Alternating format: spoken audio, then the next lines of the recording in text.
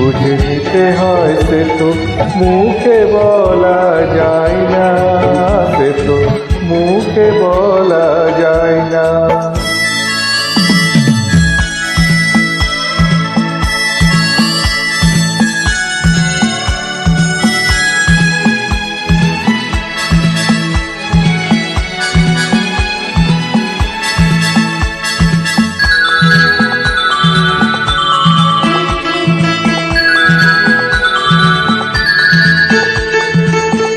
ফুল ছাড়ার কে বা বুঝে ভ্রমরের ভাষা, মধু খেতে ভ্রমর যে ফুলের কাছে